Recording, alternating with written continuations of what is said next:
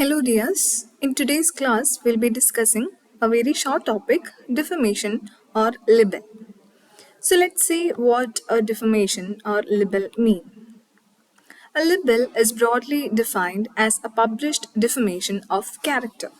That is, if a character, a person, is defamed in a written form, in a written or published form, it is called as a libel.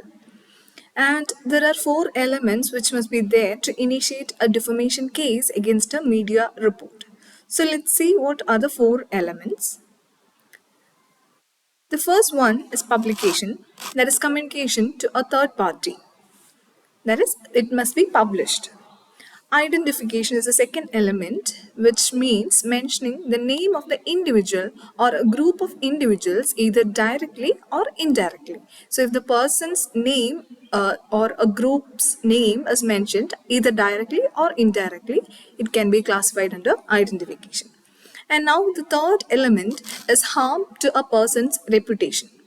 If a person's reputation is injured, it can be classified as a third element. And the fourth one is the proof of fault. That is, the plaintiff must prove actual malice. It must be shown, there must be proof that actual malice has happened.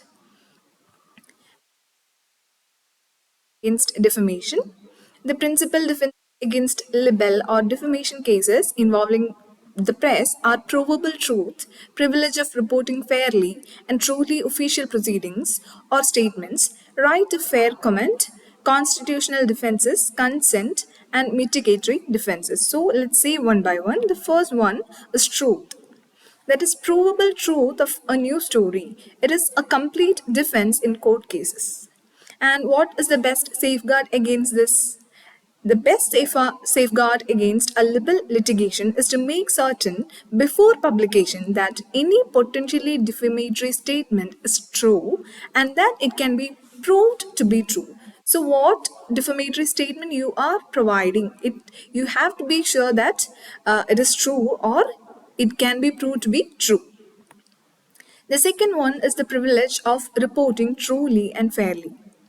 The journalists are privileged to provide a full, fair, and accurate report of court proceedings, parliament, legislative assemblies, official discharge of public officials' duties, etc.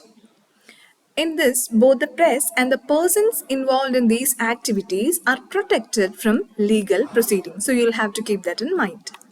And now, what is the third one? It is fair comment. That is, a right of fair comment by a newspaper extends to its report on public performance by musicians, stage performers, coaches and players, artists, writers, and all others who present their work or performance to the public.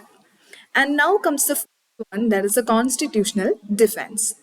That is, anything said or done by the members inside the parliament or legislative assemblies, the testimony of a witness during a trial in a court, etc. These can be classified as absolute defenses against libel cases. And now comes the fifth one and the final one, mitigatory defenses, which means providing the absence of malice. If we prove that, not providing, it's proving the absence of malice. If we prove that malice hasn't happened, it helps to mitigate, which means to lessen the amount of damages awarded. A retraction, correction, apology, these can be published, and these published are mitigatory defenses. So these are the five defenses. I'll read it once again. The first one is truth. Second one is the privilege of reporting truly and fairly. The third one is fair comment. The fourth one is constitutional defenses. And finally, mitigatory defenses. So these are the things you'll have to keep in mind. I hope you have understood this. So thank you.